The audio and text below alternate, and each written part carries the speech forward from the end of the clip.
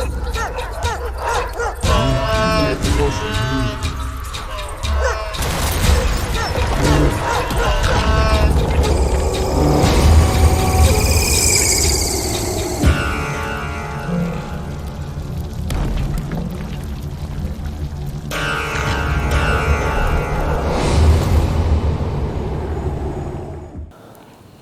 Hello ನಮಸ್ತೆ ಪ್ರೀತಿಯ ವೀಕ್ಷಕರೇ, ನಾನು ನಿಮ್ಮ ಡೆಡ್ಲಿ ರವಿ ಶ್ರೀವತ್ಸ. ಡೆಡ್ಲಿ ಟುಡೆಯ ಗ್ಯಾಂಗ್ಸ್ ಆಫ್ ಯು ಕೆಯ 5ನೇ ಎಪಿಸೋಡ್ಗೆ ನಾನು ನಿಮ್ಮೆಲ್ಲರೂ ತುಂಬು ಹೃದಯದಿಂದ ಬರ್ಮಾಡ್ಕೋತಾ ಇದ್ದೇನೆ.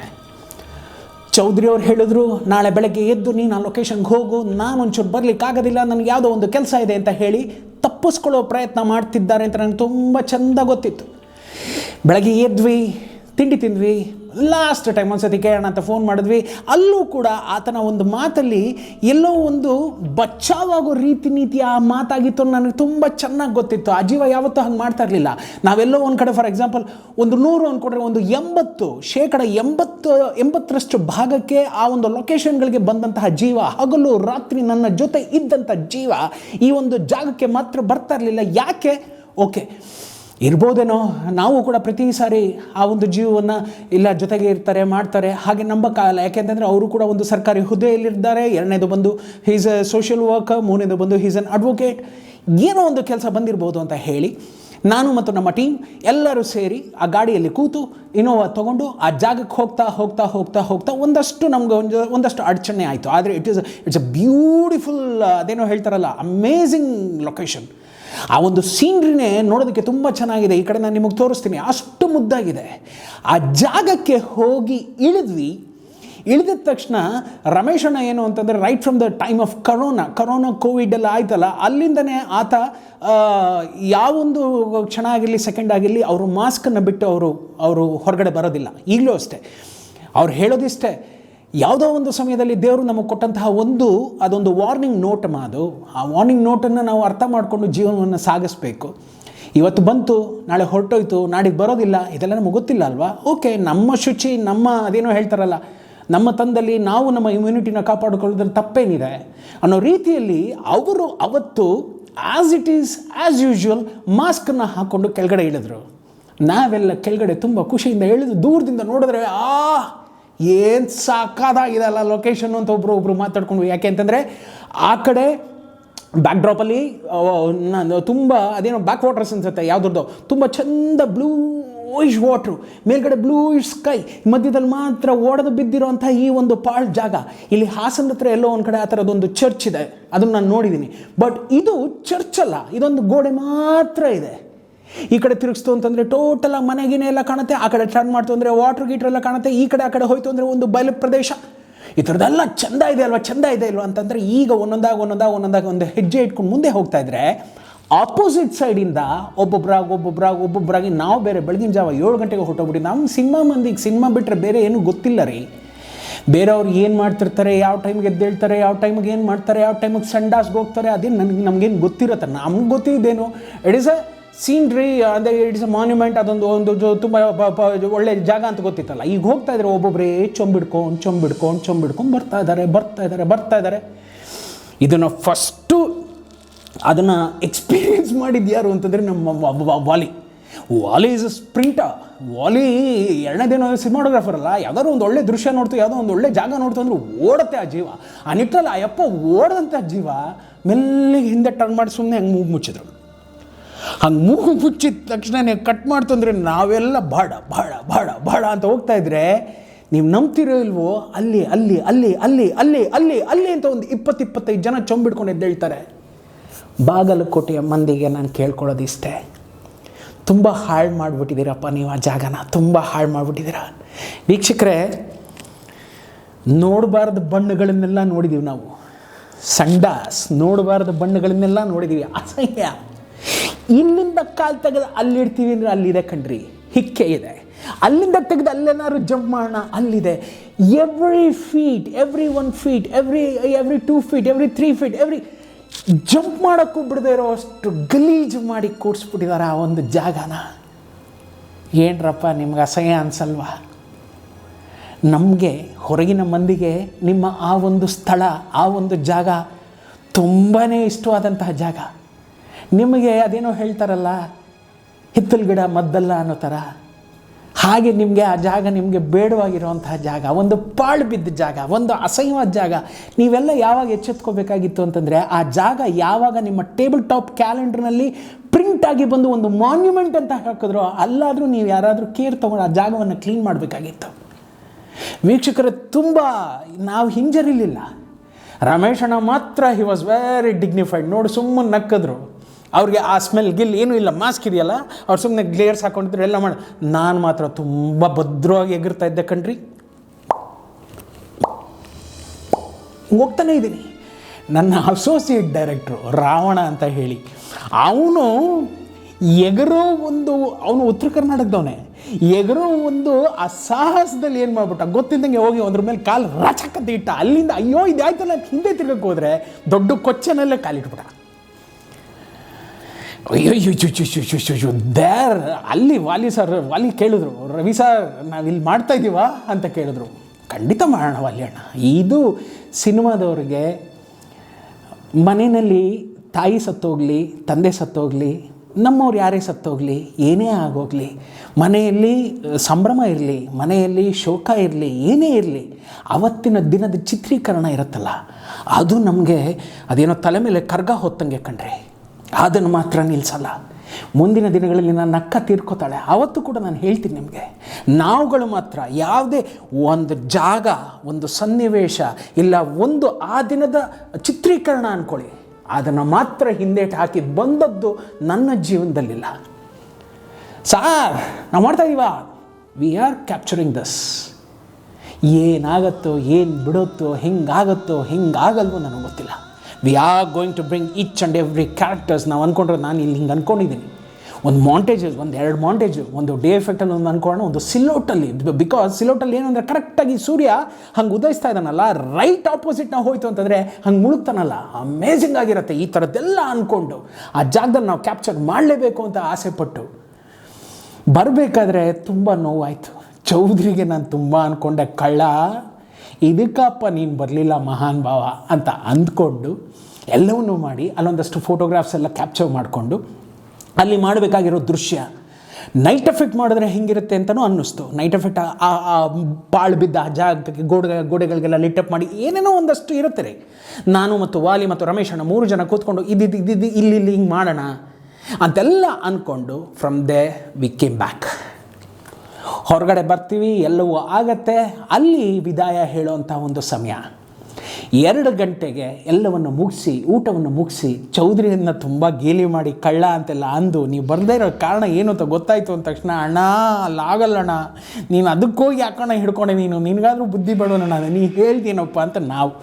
ರಮೇಶ್ ಅಣ್ಣ ಅಂತೂ ಚೆನ್ನಾಗಿ ಟೆಕ್ಕಾಯಿಸಿದ್ರು, ನಿಮ್ಮನ್ನು ಎತ್ತಾಕೊಂಡು ಹೋಗ್ತೀವಿ ನೆಕ್ಸ್ಟ್ ಟೈಮು ಅಂತೆಲ್ಲ ಅಂದರು. ಎಲ್ಲ ಆಯಿತು, ಹೊರಟ್ವಿ.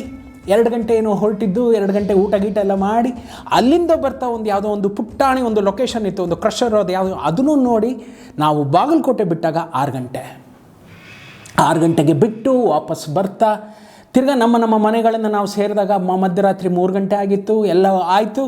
ಈಗ ನೆಕ್ಸ್ಟ್ ಡೇ ಮತ್ತೆ ಎದ್ಬಿಡ್ಬೇಕಲ್ಲ, ಎಲ್ಲವೂ ಆಯ್ತಲ್ಲ, ಹೇಳಿದಾರಲ್ಲ ರಮೇಶಣ್ಣ, ಅದೇನಂದು ಬಿ ಆನ್ ಟೋಸ್. ಈಗ ಹಗಲು ರಾತ್ರಿ ಇದೆಲ್ಲ ನಮ್ಗೆ ಏನೂ ಗೊತ್ತಿಲ್ಲ.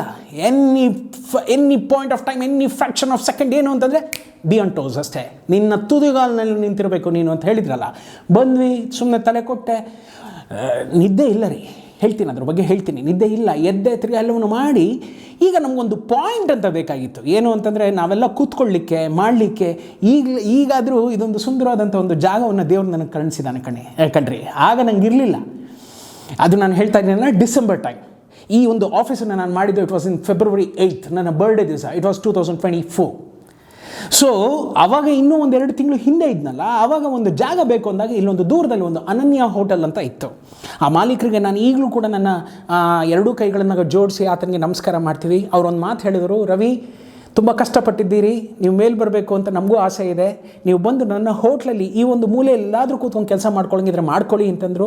ನನಗೂ ಈ ಒಂದು ಸಣ್ಣ ಪುಟ್ಟ ವಿಷಯಕ್ಕೆಲ್ಲ ದುಡ್ಡು ಕಟ್ಟುವಂತಹ ಅದೊಂದು ಕೆಪಾಸಿಟಿ ದೇವರಿಂದ ನನಗೆ ಕೊಟ್ಟಿರಲಿಲ್ಲ.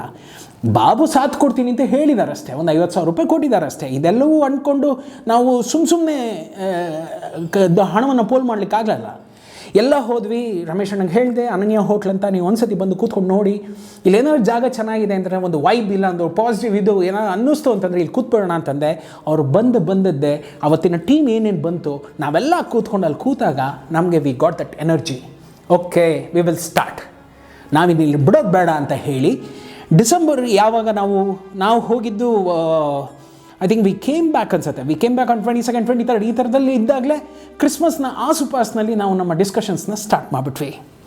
ಈಗ ಒಂದು ದೊಡ್ಡ ವಿಷಯ ನಡೆಯುತ್ತೆ. ಕಥೆಯನ್ನು ನಾನು ರಮೇಶ್ ಅಣ್ಣಂಗೆ ಹೇಳಿದ್ದೇನೆ. ಕಥೆಯನ್ನು ನಾನು ಅವ್ರಿಗೆ ಇನ್ನೊಬ್ಬರು ಫ್ರೆಂಡ್ ಇದ್ರಲ್ಲ ಅಕ್ಷಯ್, ಅವ್ರಿಗೆ ಹೇಳಿದ್ದೇನೆ. ಮತ್ತು ಕೋ ಡೈರೆಕ್ಟರ್ ಅಂತ ವಿಜಿಗೆ ಹೇಳಿದ್ದೇನೆ.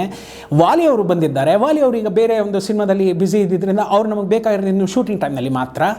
ಹೀಗಿರುವಾಗ ನಾವೆಲ್ಲ ಕತೆಗೆ ಕೂತ್ಕೊಂಡ್ವಿ. ಕತೆಗೆ ಕೂತ್ಕೊಂಡಾಗ ಮಾತಾಡ್ತಾ ಅದು ಬರುತ್ತೆ ಗೊತ್ತಾ, ಈ ಪಾತ್ರಕ್ಕೆ ಯಾರು, ಈ ಪಾತ್ರಕ್ಕೆ ಯಾರು, ಈ ಪಾತ್ರಕ್ಕೆ ಯಾರು, ಈ ಪಾತ್ರಕ್ಕೆ ಯಾರು, ಇದೆಲ್ಲ ಬರುತ್ತೆ. ಯಾಕೆ ಅಂತಂದರೆ ಪಾತ್ರಗಳು, ಈಗ ಕಥೆಯನ್ನು ಬರ್ಕೊಂಡ್ಬಿಟ್ಟಿದ್ದೇವೆ, ಕ್ಯಾರೆಕ್ಟರ್ಗಳನ್ನೆಲ್ಲ ನಾವು ಹಿಂಗೆ ಅಂದ್ಕೊಂಡಿದ್ದೀವಿ, ಕ್ಯಾರೆಕ್ಟರೈಸೇಷನ್ಸ್ನೆಲ್ಲ ಪ್ರಿಪೇರ್ ಮಾಡಿಬಿಟ್ಟಿದ್ದೀವಿ. ಹೀರೋಗೆ ಕತೆ ಬರೆಯೋದು ಅದು ನಮ್ಮ ಜಾಯಮಾನ ಅಲ್ಲ. KV ರಾಜು ಅವರ ಆ ಒಂದು ತಂಡಕ್ಕೇ ಅದು ಒಲ್ದಿರೋ ಒಂದು ಶಕ್ತಿ. ನಮಗೆ ನಾವು ದೂರ ತಳ್ಳಿರೋಂತಹ ಅದೊಂದು ದ್ರಾಬೆ ಅದು ನಮಗೆ ಇಷ್ಟ ಇಲ್ಲ. ಹೀರೋನ ಇಟ್ಕೊಂಡು ಕತೆ ಬರೆಯೋದು, ಕಥೆಯನ್ನು ಬರೆದು ಹೀರೋನ ಎತ್ಕೋತೀವಿ ನಾವು ಅಷ್ಟೇ. ಆ ನಿಟ್ಟಿನಲ್ಲಿ ಈಗ ಇದನ್ನು ಹುಡುಕ್ಬೇಕಲ್ಲ, ಯಾರ್ಯಾರು ಏನೇನು ಅಂತ ಮಾತಾಡ್ತಾ ಇರಬೇಕಾದ್ರೆ ಒಂದೊಂದಾಗಿ ಹೆಸರು ಬರ್ತಾ ಇದೆ. ನನ್ನ ಮನಸ್ಸಿನಲ್ಲಿ ಒಂದು ದುಗುಡ ಇದೆ. ಏನು ಅಂತಂದರೆ, I always wanted to prove that the content is the hero. Right from the beginning of my career, right from the beginning of my, ಅದೇನೋ ಹೇಳ್ತಾರಲ್ಲ, ನನ್ನ ಒಂದು ನಿರ್ದೇಶನದ ಮೊದಲನೇ ದಿನಗಳಿಂದ ಹಿಡಿದು ನನಗೇನು ಅಂತಂದರೆ ಹೀರೋ ಕಂಟೆಂಟ್. ಆ ಕಂಟೆಂಟ್ ಎದ್ದೇಳ್ತಾ ಅದು ಹೀರೋನ ಎಪ್ಸುತ್ತೆ. ಪ್ರತಿಯೊಬ್ಬರನ್ನು ಒಂದೊಂದು ಕ್ಯಾರೆಕ್ಟರ್ಗಳನ್ನು ಒಂದೊಂದು ತುದಿಯಲ್ಲೂ ಒಂದೊಂದು ಬುನಾದಿಯಲ್ಲೂ ಅದು ಭದ್ರಪಡಿಸ್ತಾ ಹೋಗುತ್ತೆ. ನಿಮ್ಮ ಕಂಟೆಂಟೇ ಚೆನ್ನಾಗಿಲ್ಲ ಅಂತಂದರೆ ಏನೂ ಮಾಡೋದಕ್ಕಾಗೋದಿಲ್ಲ. ಆ ಕಾಲದಲ್ಲಿ ಒಬ್ಬ ದೊಡ್ಡ ನಟ ಜೊತೆಗಿದ್ರೂ ಕೂಡ, ಬೇಡಪ್ಪ ಮಹಾನ್ ಭಾವ, ನನಗೆ ನಿಮ್ಮ ಯಾರ ಸಹವಾಸನೂ ಬೇಡ ಅಂತ ಹೇಳಿ ಯಾವುದೋ ಒಂದು ಪುಟ್ಟ ನಟನನ್ನು ಕರ್ಕೊಂಡ್ಬಂದು ಮಾಡಿದಂತಹ ಡೆಡ್ಲಿ ಸೋಮನ ದಿನಗಳದೆಲ್ಲ. ಅವತ್ತಿಂದ ನನ್ನ ಮನಸ್ಸಿನಲ್ಲಿ, ನನ್ನ ಹೃದಯದಲ್ಲಿ, ನನ್ನ ಈ ಒಂದು ತಲೆಯಲ್ಲಿ ತುಂಬ ಸ್ಥಿರವಾಗಿ ನಿಂತಿರೋದೇನು ಅಂತಂದರೆ, one and only thing is content. ಹಾಗಾಗಿ ಯಾವುದ್ಯಾವುದೋ ಕಥೆಗಳನ್ನ ನಾನು ಆರಿಸ್ಕೊಂಡು ಹೋಗಿದ್ದು. ಬೈಬೋದು ನೀವು, ದಶಮುಖ ಏನು ಅಂತ ಒಂದು ಕಥೆನ ಆರಿಸ್ಕೊಂಡಿದ್ದಕ್ಕೆ, ಇಲ್ಲ ಟೈಗರ್ಗಲ್ಲಿ ಡಬ್ಬ ನನ್ನ ಮಗನ ಈ ಥರ ಒಂದು ಕತೆ ಮಾಡಿದೆಯಾ, ಇಲ್ಲ ರಾಜೀವ್ ಆ ಥರ ಮಾಡಿದೆಯಾ, ನೀವು ಯಾರು ಏನು ಅಂದ್ಕೊಂಡ್ರು, ಫಸ್ಟು ಸೃಷ್ಟಿಕರ್ತನಿಗೆ ಅದು ಬೇಕಾಗಿರೋದು ಏನು ಅಂತಂದರೆ, ಏನಾದರೂ ಒಂದು ಬೇರೆ ಮಾಡಬೇಕು ಅಂತ. ಬ್ರಹ್ಮಂಗೆ ಆಗ ಅನಿಸಿದ್ದರಿಂದನೇ ನನ್ನನ್ನು ರವಿಶ್ರೀವತ್ನಾಗ ಹುಟ್ಟಿಸಿರೋದು, ಇನ್ನೊಬ್ಬರನ್ನಾಗ ಹುಟ್ಟಿಸಿರೋದು, ಮತ್ತೊಬ್ಬರನ್ನಾಗ ಹುಟ್ಟಿಸಿರೋದು. ಬ್ರಹ್ಮನಿಗೆ ನಾನು ಬೈಬೋದು, ಡಬ್ಬ ನನ್ನ ಮಗ ನೀನು ನನ್ನನ್ನು ಯಾಕೆ ಹಿಂಗೆ ಹುಟ್ಟಿಸಿ, ಆ ಬೈಯೋ ಅಧಿಕಾರ ನಿಮಗಿದೆ, ಬೈಕೊಳ್ಳಿ. ಆದರೆ ನಾನು ಹೆಕ್ಕಿ ಕಥೆಗಳನ್ನು ಎತ್ಕೊಳ್ಳೋದಿದೆಯಲ್ಲ, ಅದು ನನ್ನ ಹಣೆ ಬರ, ನನ್ನ ಟೇಸ್ಟು, ನನ್ನದದು. ಅದನ್ನು ನಾನು ತುಂಬ ಅಹಮಿಂದ ಹೇಳ್ತೀನಿ, ಅದು ನನ್ನ ಕಥೆಗಳು ಅಂತ. ನಾನು ಯಾವುದೇ ಕಾರಣಕ್ಕೂ ರಿಗ್ರೆಟ್ ಮಾಡೋದಿಲ್ಲ. ಅಯ್ಯೋ ಇದು ಇಂಥ ನೆವ ನಾನು ಆಯ್ಕೆ ಮಾಡಿ ನಾನು ಆಸೆ ಪಟ್ಟಂತಹ ಕಥೆಗಳನ್ನೇ ನಾನು ಮಾಡಿದ್ದೀನಿ ಹೊರತಾಗಿ ಬೇಡವಾದ್ದು ಅಯ್ಯೋ ಮಾಡಬಾರ್ದಾಗಿತ್ತು ಈ ಥರ ಇಲ್ಲ. ಆ ನಿಟ್ಟಿನಲ್ಲಿ ಅವರಲ್ಲಿ ಒಂದಷ್ಟು ಬರ್ತಾ ಇದೆ, ಇದಕ್ಕೆ ಇವ್ರನ್ನ ಹಾಕ್ಬಿಡೋಣ. ನನಗೆ ಅವ್ರ ಮುಂದೆ ಮಾತಾಡೋದಕ್ಕೆ ಭಯ. ಯಾಕೆ ಅಂತಂದರೆ, ರಮೇಶ್ ಅಣ್ಣ is the most experienced person. ಅವರು ನನಗೆ ಅದೇನೋ ಹೇಳ್ತಾರಲ್ಲ, ಅಕ್ಷರ ಬ್ರಹ್ಮ, ನನಗೆ ಅನ್ನಪ್ರಾಶನ ಮಾಡಿಸಿದಂಥ ಚಿತ್ರರಂಗದ ಒಂದು ಎಲ್ಲ ವಿಷಯಗಳನ್ನು ಅನ್ನಪ್ರಾಶನ ಮಾಡಿಸಿದಂತಹ ಜೀವ ಅದು. ಅವ್ರ ಮುಂದೆ ಅದು ಈಗಲೂ ಅಲ್ಲ, ಯಾವಾಗಲೂ ಅಲ್ಲ, ನಾನು ಸಾಯೋವರೆಗೂ ಬರೋದಿಲ್ಲ ಅದು. ಎಸ್ಪೆಷಲಿ ರಮೇಶಣ್ಣ, ನಾನು ಅದೇ ಹೇಳಿದ್ನಲ್ಲ, ನನ್ನ ಇವತ್ತು ಯಾರು ಹಂಗೆ ಗಟ್ಟಿಯಿಂದ ಹಿಂದೆ ಹಿಡಿದು ನಿಲ್ಲಿಸ್ತಾರೆ ಅಂತಂದರೆ, ಅದು ತಾಕತ್ತಿರೋ ಒಬ್ಬನೇ ವ್ಯಕ್ತಿ ಅಂತಂದರೆ ಅದು ರಮೇಶಣ್ಣ. ಇನ್ನು ರಮೇಶಣ್ಣನಿಗೇನಾದ್ರು ಹಾಗೆ ಹೀಗೆ ಅದು ಇದು ಅಂತ ಏನಾದ್ರು ಹೋಗೋಯ್ತು ಅಂತಂದರೆ, ನನ್ನನ್ನು ಕಟ್ಟಾಕುವಂತಹ ಗಂಡಸು ಯಾವನೂ ಇಲ್ಲ, ಯಾವನಿಗೂ ಅಧಿಕಾರ ಇಲ್ಲವೂ ಇಲ್ಲ. ಯಾಕೆಂತಂದರೆ, ಜೀವನದಲ್ಲಿ ಏನೆಲ್ಲ ಮಾಡ್ಕೊಂಬಂದಿದ್ದೀನೋ ಅದು ನನ್ನ ತಂದಿಂದ, ನನ್ನ ಗಟ್ಸಿಂದ, ನನ್ನ ಸ್ವಪ್ರತಿಷ್ಠೆಯಿಂದ, ನನ್ನ ಸ್ವಯಂ ಕೃಷಿಯಿಂದ ಎಲ್ಲವೂ ನಾನು ಮಾಡ್ಕೊಂಬಂದಿರೋದು. ಆಶೀರ್ವಾದ ಮಾಡಿದಂತಹ ಜೀವಗಳಿದ್ದವಲ್ಲ, ಅವಕ್ಕೆ ಮಾತ್ರ ಆ ಶಕ್ತಿ ಇದೆ. ನಮ್ಮ ಅಪ್ಪ ಅಮ್ಮ ಬಂದರೂ ಕೂಡ ಚಲನಚಿತ್ರರಂಗದ ಜೀವನದಲ್ಲಿ ನಮ್ಮ ಅಪ್ಪ ಅಮ್ಮ ಬಂದರೂ ಕೂಡ ದಯವಿಟ್ಟು ನೀವು ಪಕ್ಕಕ್ಕೆ ಬನ್ನಿ ಅಂತಲೇ ಸರಿಸ್ತೀನಿ. ಯಾಕೆ ಅಂತಂದರೆ ಅವ್ರಿಗೇನೂ ಗೊತ್ತಿಲ್ಲ. They never seen the pain what have undergone. So ಹಾಗಾಗಿ ಅವ್ರಿಗೆ ಅಧಿಕಾರ ಇಲ್ಲ. ಆ ಶಕ್ತಿ ಇದ್ದಿದ್ದು ನನ್ನ ಯಜಮಾನಂಗೆ, ಆ ಶಕ್ತಿ ಇದ್ದಿದ್ದು ಕೆ ವಿ ರಾಜು ಸರ್ಗೆ, ಆ ಶಕ್ತಿ ಈಗ ಇರೋದು ರಮೇಶ್ ಅಣ್ಣಗೆ. ಸೊ ಅವ್ರ ಮುಂದೆ ನಾನು ಮಾತಾಡೋಕ್ಕಾಗಿರಲಿಲ್ಲ, ಏನೂ ಹೇಳೋಕ್ಕಾಗ್ತಿರ್ಲಿಲ್ಲ. ಆ ನಿಟ್ಟಿನಲ್ಲಿ ಕೂತ್ಕೊಂಡ್ವಿ, ಡಿಸ್ಕಸ್ ಮಾಡ್ತಾಯಿದ್ದೀವಿ. ಒಂದಷ್ಟು ಹೆಸರು ಬಂತು ಕಣ್ರಿ. ಒಂದೊಳ್ಳೆ ಪಾತ್ರಕ್ಕೆ ಯಾವುದೋ ಒಂದು ಕಡೆ ಕಿಶೋರ್ನ ಹಾಕ್ಬಿಡೋಣ ಅಂತ, ಇನ್ನೊಂದು ಯಾವುದೋ ಒಂದು ಕಡೆ ಇವರು ಲೂಸ್ ಮಾದ ಯೋಗೇಶ್ ಅವ್ರನ್ನ ಹಾಕ್ಬಿಡೋಣ ಅಂತ, ಮತ್ತೊಂದಂತ ಮಗದೊಂದಂತ, ಈ ಥರ ಬರ್ತಾಯಿದೆ. It is just popping up, Pak. ನಾನು ಮಾತ್ರ ಅದೊಂದು ಮೂಲೆ ಇತ್ತು, ಆ ಮೂಲೆ ನಾನು ಸುಮ್ಮನೆ ಕೂತಿದ್ದೀನಿ. ರಮೇಶ್ ಅಣ್ಣ ಒಂದು ಕಡೆ ಮೂಲೆಯಲ್ಲಿ ಕೂತಿದ್ದಾರೆ, ಆ ಕಡೆ ಅವ್ರು ಅಕ್ಷಯ್ ಕೂತಿದ್ದಾರೆ, ಆ ಕಡೆ ಒಂದು ಕಡೆ ವಿಜಯ್ ಕೂತಿದ್ದಾರೆ. ಈ ಥರ ಎಲ್ಲ ಒಂದು ಹಂತ ನನ್ನ ಮೌನ ಏನು ಮಾಡಿಬಿಡ್ತು ಅಂತಂದರೆ, ಅಕ್ಷಯ್ ಅವರು ಹೋಗಿ ಲೂಸ್ ಮಾದ ಅವ್ರದ್ದು ಒಂದು ಅಪಾಯಿಂಟ್ಮೆಂಟ್ ಕೂಡ ತೊಗೊಂಡ್ಬಿಡ್ತಾರೆ. ಏನು ಅಂದರೆ ನಾಳೆ ನಾಡಿದ್ರಲ್ಲಿ ನಾವು ಬರ್ತೀವಿ, ಫಾರ್ ಎಕ್ಸಾಂಪಲ್ ಇವತ್ತು ಸೋಮವಾರ ಅಂತಂದರೆ ಬುಧವಾರ ಬರ್ತೀವಿ ಅಂತ ಅಪಾಯಿಂಟ್ಮೆಂಟ್ ಕೂಡ ತೊಗೊಂಡ್ಬಿಡ್ತಾರೆ. ಈಗ ನನಗೆ ಆತಂಕ ಶುರು ಆಗುತ್ತೆ, ಈಗ ನನಗೆ ಭಯ ಶುರು ಆಗುತ್ತೆ. ಯಾಕೆ ಅಂತಂದರೆ ಆಗೋಯ್ತು, ಸೋಮವಾರ ಮುಗಿದು ಹಿಂಗಂದರೆ ಸೋಮವಾರ ಮುಗಿದೋಗುತ್ತೆ, ಮಂಗಳವಾರ ಹಿಂಗಂದರೆ ಮುಗಿದೋಗುತ್ತೆ, ಬುಧವಾರ ನಾವು ಕೂತ್ಕೋಬೇಕು. ಈಗ ಹೋಗಿ ನಾನು ಕತೆ ಹೇಳಬೇಕು, ಕತೆ ಹೇಳ್ಬಿಟ್ಮೇಲೆ ಈ ಪ್ರೋಸೆಸ್ ಸ್ಟಾರ್ಟ್ ಆಗಿಬಿಡುತ್ತೆ. ನನಗೆ ಮೊದಲನೇ ಲೈನ್ ನಾನು ಏನಕ್ಕೆ ಇಷ್ಟಪಡಲಿಲ್ಲ ಅಂತಂದರೆ, ಕಂಟೆಂಟ್ಗೆ ಬೇಕಾದಂತಹ ಪಾತ್ರಗಳನ್ನು ಮಾತ್ರ ಆಯ್ಕೆ ಮಾಡ್ಕೋಬೇಕು ಅನ್ನೋದು ನಂಬರ್ 1. Number two budget. ಈ ಹೀರೋಗಳು ಬರ್ತಾರೆ ಅಂದ್ಕೊಳ್ಳಿ, ಇವ್ರ ಹಿಂದೆ ಮೇಕಪ್ ಮ್ಯಾನ್ ಬರ್ತಾನೆ, ಅವನ ಹಿಂದೆ ಅವನ ಟಚಪ್ ಬರ್ತಾನೆ, ಅವನ ಹಿಂದೆ ಈ ಕನ್ನಡಿ ಹಿಡಿಯೋನು ಮತ್ತೊಂದು ಮಗದೊಂದು ಅಂತ ಬರ್ತಾನೆ. ಇದು 3 ಇವರಾಯಿತು. ಕಾಸ್ಟ್ಯೂಮರ್ ಅಂತ ಬರ್ತಾರೆ, ಆ ಕಾಸ್ಟ್ಯೂಮರ್ಗೆ ಇನ್ನೊಬ್ಬ ಅಸಿಸ್ಟೆಂಟ್ ಕಾಸ್ಟ್ಯೂಮರ್ ಅಂತ ಬರ್ತಾನೆ. ಇದು ಇಷ್ಟ ಆಯಿತು. ಇದ್ರ ಮೇಲೆ ಒಂಚೂರು ಗ್ರಹಚಾರ ಅಂತಂದರೆ ಒಂದು ಕಾರ್ ಬರುತ್ತೆ, ಆ ಕಾರ್ಗೆ ಒಬ್ಬ ಡ್ರೈವರ್ ಬರ್ತಾನೆ. ಓಕೆ, ಆ ಕಾರಿಗೆ ಡೀಸೆಲ್ ಕೊಡಬೇಕಾಗತ್ತೆ. ಅದು ಬೆಳಗ್ಗೆ ಸಂಜೆ ಅನ್ನೋದಾಯಿತು ಅಂತಂದರೆ ಡಬಲ್ ಬಾಟ ಈ ಥರದ್ದೆಲ್ಲ ಶುರು ಆಗುತ್ತೆ. ಇವ್ರುಗಳೆಲ್ಲ ಡಬಲ್ ಬಾಟದಲ್ಲೇ ವರ್ಕ್ ಮಾಡಬೇಕಾಗತ್ತೆ, ಡ್ರೈವರ್ ಡಬಲ್ ಬಾಟದಲ್ಲೇ ವರ್ಕ್ ಮಾಡಬೇಕಾಗತ್ತೆ. ಈ ರೀತಿ ಒಬ್ಬರಿಗಾಯಿತು ಅಂತಂದರೆ ನನ್ನ ಸಿನಿಮಾದಲ್ಲಿ 55 ಪಾತ್ರಗಳಿದ್ದಾವೆ. There are 55 characters. ಎಲ್ಲರೂ ಹೀರೋನೇ ನನ್ನ ಸಿನಿಮಾದಲ್ಲಿ. ಇವನು ಹೀರೋ, ಅವನು ಹೀರೋ ಅಲ್ಲ, ನನ್ನ ಸಿನಿಮಾದಲ್ಲಿ ಮಾಡಿರುವಂತಹ ಟಂಕ್ಸಾಲಿ ಉಮೇಶ್ ಅವರು ಹೀರೋನೇ. ನಮ್ಮ ಸಿನಿಮಾದಲ್ಲಿ ಮಾಡಿರ್ತಕ್ಕಂತಹ ಕಿರಣ್, ದಿಲಾನ್, ಸತ್ಯ, ಎವ್ರಿವನ್ ಸುಮ್ಮನೆ ಹಂಗೆ ತಲೆ ಎತ್ತಿದವರೆಲ್ಲ ನನ್ನ ಸಿನಿಮಾದಲ್ಲಿ ಗ್ಯಾರಂಟಿ ಹೇಳ್ತೀನಿ ವಿಷನ್ಸ್ ಬೀಳುತ್ತೆ ಅವ್ರಿಗೆಲ್ಲ. ಇದು ಮೊದಲಿಂದ ನಾನು ಮಾಡ್ಕೊಂಬಂದಿರೋದು. ಸೋಮಾದಲ್ಲಿ ಆದಿತ್ಯ ಒಬ್ಬರೇ ಹೀರೋ ಅಲ್ಲ, ಹರೀಶ್ ರಾಯ್ ಹೀರೋ. ಈ ಕಡೆ ಬದ್ರಿ ಸೋಮ ಪಾನ್ ಪರಕ್ಕಣ ಅಂತ ಕೊಡ್ತಾರೆ, ಅವ್ರು ಹೀರೋ ಆಗ್ಬಿಟ್ರು. Devaraj sir hero. ಈ ಕಡೆ ಆಶಾ ತಾರಮ್ಮ ಹೀರೋ, ಅವಿನಾಶ್ ಸರ್ ಹೀರೋ. ಎಲ್ಲ ಪಾತ್ರಗಳಂಗೆ ಬಂದು ನಿಲ್ತಾ ಇದ್ದಂಗೆ every one should become hero. ಆಗಲೇ ಸಿನಿಮಾ ಹೀರೋ ಆಗುತ್ತೆ. ನಾನೊಬ್ಬ ಹೀರೋ ಆಗ್ತೀನಿ, ಮಿಕ್ನಾದವ್ರ ಬಗ್ಗೆ ನನಗೆ ಗೊತ್ತಿಲ್ಲ ಅಂತಂದರೆ ಆ cinema it is a big zero. ತಿಲಕ್ಕು ಹೀರೋ, ಸಂಜನಾನೂ ಹೀರೋ, ವಿಶಾಲ್ ಹೆಗಡೆನೂ ಹೀರೋ, ಸಂಚಲಿನೂ ಹೀರೋ, ರವಿ ಬೆಳಗೆರೆನೂ ಹೀರೋ, ಗಂಡ ಹೆಂಡತಿ. ಈ ಕಡೆ ಬಂತು ಅಂತಂದರೆ ರಾಜೀವ್ ಬಂತು ಅಂತಂದರೆ Vijay Raghavendra hero, Duniya Vijay hero, Harish Rai hero, Rakshita hero, Shivaraj hero, ಎಲ್ಲ ಹೀರೋ.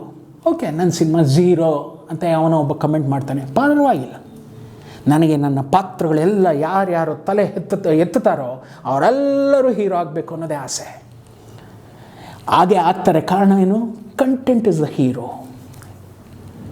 ಸೊ ಆ ನಿಟ್ಟಿನಲ್ಲಿ ಡಿಸ್ಕಷನ್ಸ್ ಎಲ್ಲ ಬಂದು ಈಗ ಹೀಟಪ್ ಆಗಿ ನಾಡಿದ್ದು ನಾವು ಹೋಗಬೇಕು ಅಂದಾಗ ಇಲ್ಲಿ ನನಗೆ ಮತ್ತು ನನ್ನ ರಮೇಶ್ ಅಣ್ಣಗೆ ಒಂದು ಸಣ್ಣ ಸಂವಾದ ನಡೆಯುತ್ತೆ. ಆ ಸಂವಾದ ಏನು, ಎತ್ತ, ಹೆಂಗಾಯಿತು, ಮುಂದೆ ಹೇಗೆ ನಡ್ಕೊಂಡು ಹೋಯಿತು, ಇದರಿಂದ ರಮೇಶ್ ಅಣ್ಣ ಕೂಡ ಅವತ್ತೊಂದು ಸರಿ ಒಂದು ಸಣ್ಣದಾಗಿ ಒಂದು ಮಟ್ಟದಲ್ಲಿ ಟಕ್ಕಂತ ರೇಗ್ತಾರೆ. ಅದಾದ ಮೇಲೆ ಅವರು ಕೂಡ ಮನವರಿಕೆ ಮಾಡ್ಕೋತಾರೆ. ತದನಂತರ ಏನಾಯಿತು ಅನ್ನೋದನ್ನು ಮುಂದಿನ ಎಪಿಸೋಡಲ್ಲಿ ಬಂದು ನಿಮ್ಮ ಮುಂದೆ ಸವಿಸ್ತಾರವಾಗಿ ಬಿಚ್ಚಿಡ್ತಾ ಹೋಗ್ತೀನಿ. ಯಾವತ್ತೂ ಒಂದು ಅಂದ್ಕೊಳ್ಳಿ, ಯಾರೇನಾರು ಅಂದ್ಕೊಳ್ಳಿ, ಏನಾರು ಮಾಡ್ಕೊಳ್ಳಿ, ನೀವು ಬರ್ಕೊಳ್ಳುವಂತಹ ನಿಮ್ಮ ಕಥೆ ಇದೆಯಲ್ಲ, that should become a hero. Your content should become a hero. Then comes all these guys, the people who step in. ನೀವು ಬರೆದಂತಹ ಆ ಕಥೆಯ ಆ ಕಂಟೆಂಟಿನ ಆ ಒಂದು ಶೂ ಒಳಗಡೆ ಏನೋ ಒಂದು ಪಾದವನ್ನು ತೂರಿಸಿ ಬಂದು ನಿಂತ್ಕೋತಾರಲ್ಲ, ಆಮೇಲೆ ಇವರೆಲ್ಲ ABCD XYZ. ಅದಕ್ಕೆ ಮುಂಚೆ ನಿಮ್ಮ ಕತೆ ನಿಮ್ಮ ಹೀರೋ ಆಗಬೇಕು. ಆ ಕತೆಗೆ ಬೆಲೆ ಕೊಡೋನು ನಿಜವಾದ ನಿರ್ಮಾಪಕನಾಗ್ತಾನೆ. ಆ ಕತೆಗೆ ಬೆಲೆ ಕೊಡೋನು ಅದು ಯಾವುದೇ ವ್ಯಕ್ತಿ ಆಗಿರಲಿ, ನಾ ಮಾಡ್ತೀನಿ ಅಂತನಲ್ಲ, ಅವನು ಹೀರೋ ಆಗ್ತಾನೆ. ಕತೆ ಭದ್ರಪಡಿಸ್ಕೊಳ್ಳಿ ಅಂತ ಹೇಳ್ತಾ ಗುಡ್ ಬೈ. ನವಮಾಸದ ರೂಪ ನೀನು, ಈ ಹೃದಯದಿ ಮಿಡಿತ ನೀನು, ಈ ಧರೆಯ ಬೆಳಕ ನೀನಾಗು ದೀಪವೇ. ತಾಯಿ ಒಡಲ ಕರುಳ ಕೂಗಿದು ಕೇ